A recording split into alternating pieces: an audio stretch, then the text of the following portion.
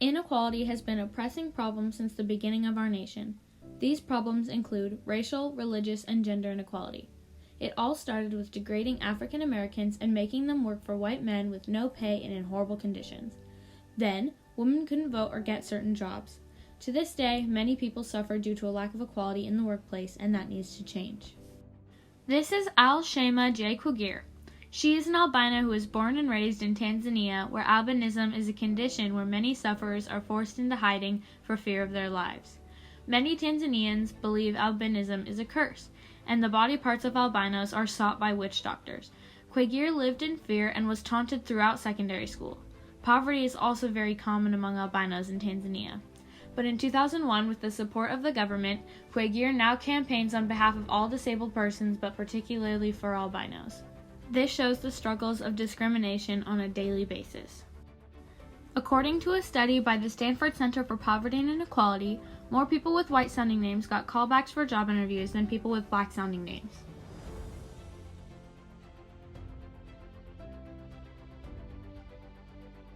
Whereas we've emphasized that holding everything else constant, the people who end up with very black names are treated very differently. We know that in the data, African Americans earn a lot less. And we're interested in how much of that earning less is simply because they find it harder to get a job, and are African Americans treated very differently in the labor market than whites. Dr. Mullainathan conducted his own study, this time in Boston and Chicago. What we did is we made up 5,000 resumes. Half of them we put an African American name, half of them we put a white name. Otherwise, the resumes were the same. And we sent them out. And then we said, which got called back more? And what we found was that the same resume, when it had an African American name, was about 33% less likely to get an interview than when it had a white name. It means that if a white person is searching for a job for 10 weeks, an equivalently skilled African American person would be searching for 15 weeks. And those are 5 long weeks if you're unemployed. If people don't get these interviews, they won't get a job and they won't be able to support themselves and their families. This can lead to homelessness, hunger, and poverty. In 1977, 1992, and 2007, Hispanics had the highest high school dropout rate, with African Americans following them. Without this education, it can be very hard to get an adequate job with good pay. Inequality in the workplace is more common than you may think.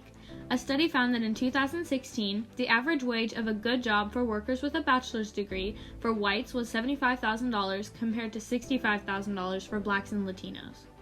Inequality is not acceptable, and we need to make a change. A possible solution is to have anonymous job applications with the name covered so the reviewer cannot be biased, which creates equal opportunities for equal paying jobs in the same positions no matter an applicant's gender or race. But we can make a change every day by standing up against racial discrimination and not partaking in discriminatory actions or words. And if you see this happening, stop it right away. Everyone, no matter what their skin color, is equal, so we should treat everyone with the same respect and kindness.